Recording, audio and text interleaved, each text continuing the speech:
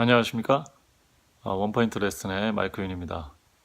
이번 시간에는 2018년도 3기 9번째 시간 제 2차 선교 여행에 대해서 함께 살펴보도록 하겠습니다. 제가 녹화는 먼저 했었는데 8번째 그 영상을 늦게 올린 점 여러분들에게 사죄의 말씀을 드립니다. 제가 착오가 있었습니다. 좀 널리 양해해 주시길 바랍니다. 이번 시간에는 바울의 제2차 선교 여행에 대해서 함께 말씀을 나누려고 합니다. 이 바울의 2차 선교 여행은 예루살렘 총회를 지나서 이후에 바울이 실라와 그리고 바나바가 마가를 데리고 둘이 각기 나눠져서 복음을 전한 이야기가 기록이 되어 있습니다. 먼저 우리 기억절에 있는 말씀을 함께 읽고 시작하도록 하겠습니다. 사도행전 18장 9절로 10절에 있는 말씀입니다. 밤에 주께서 환상 가운데 바울에게 말씀하시되 두려워하지 말며 침묵하지 말고 말하라. 내가 너와 함께 있음에 어떤 사람도 너를 대적하여 해롭게 할 자가 없을 것이니 이는 이 성 중에 내 백성이 많음이라 하시더라. 네. 먼저 이번 2차 선교 여행의 가장 큰 줄거리, 가장 중요한 부분을 좀 먼저 정리를 하고 그 다음에 핵심적인 부분을 좀 꼽아서 설명을 드리도록 하겠습니다. 여기 먼저 지도를 보시면은 바울의 2차 선교 여행에 대한 전체적인 그림을 좀 제가 그려보았습니다. 바울은 예루살렘에서 이게 사도행전 15장이죠. 예루살렘에서 제1차 예루살렘 총회가 있었습니다. 그것은 바울과 바나바가 첫 번째 여행에서 얻은 이방인들의 영혼 그 열매에 대한 그들을 어떻게 받아들일 것인가, 그리고 베드로와 또 사도들에게 예수님께서 주시고 싶었던 그런 메시지를 종합해서 이 초대교회의 가장 핵심적인 문제 중에 하나인 어떻게 하나님의 백성이 될 수 있을까, 굳이 할례를 받아야만 유대인이 돼야만 하나님의 백성이 될 수 있는가에 대해서 예루살렘에서 사도들과 그 지도자들이 모여서 논의를 했고 결의를 내렸습니다. 할례를 받지 않아도 하나님의 백성이 될 수 있다. 성령이 그 열매이다.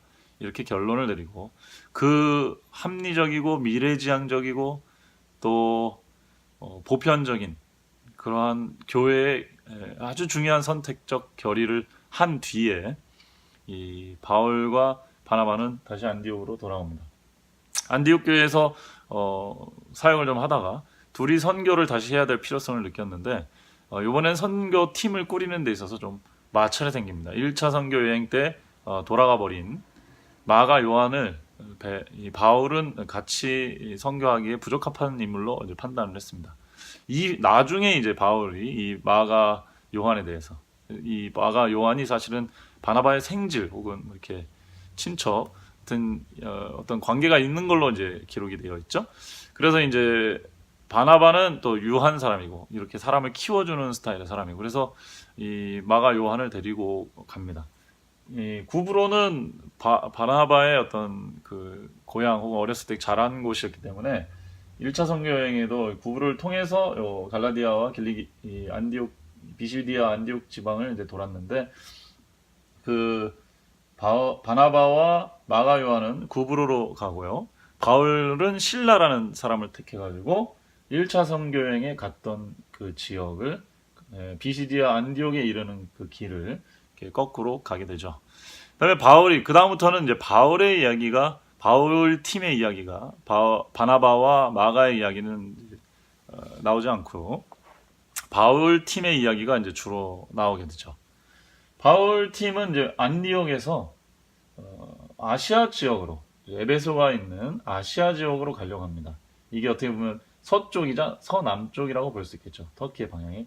이 갈라디아, 터키의 중앙 지역은 그 교통의 중심인 비시디아 안디옥에 전도를 했고, 거기에 이고니온, 루스드라, 더베를 전도를 했고요.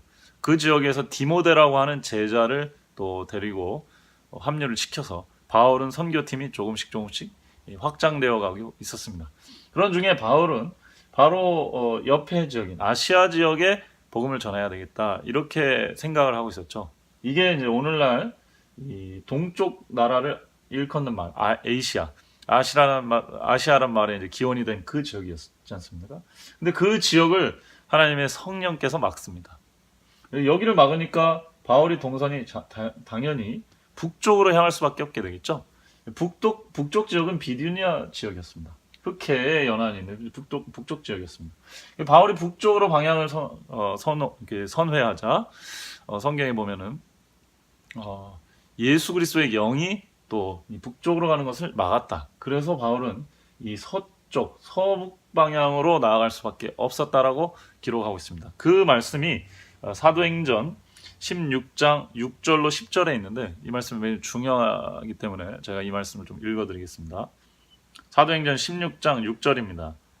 성령이 아시아에서 말씀을 전하지 못하게 하시거늘 부르기아와 갈라디아 땅으로 다녀가 무시아 앞에 이르러 비두니아로 가고자 애쓰되, 그렇죠? 무시아 앞에 이르러 비두니아 쪽으로 가려고 바울이 애를 썼는데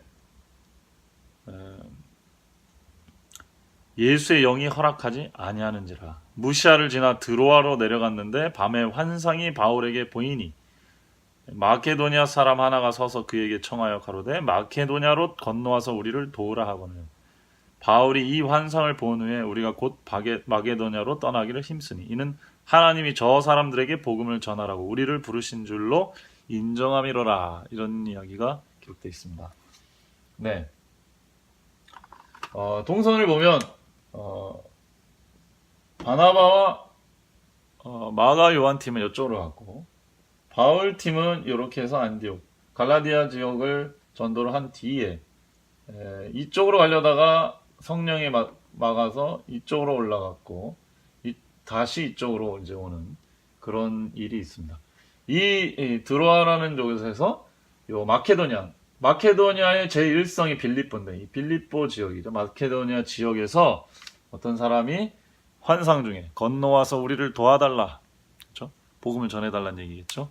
그런 이야기를 환상 중에 봅니다. 그걸 바울이 본 것 같아요. 그래서 그 비전이 이 팀에게 디모데 그 다음에 신라 이런 팀들에게 이 비전이 공유가 되었고 그들은 빌립보로 넘어가서 전도를 하게 됩니다.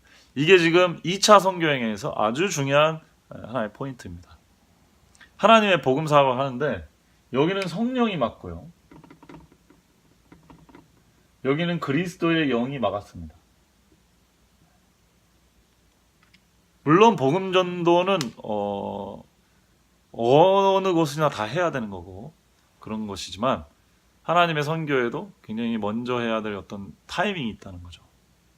그래서 우리가 실망하지 말아야 될 것은 우리가 하고자 하는 어떤 하나님의 사역이 막으실 때 우리는 지금 이 타이밍에 하나님이 그 일을 우리에게 허락하지 않으시는구나 하고 우리에게 허락하시는 곳이 어디인지 우리를 찾고 있는 영혼들이 어디 있는지 그렇게 나가면 됩니다.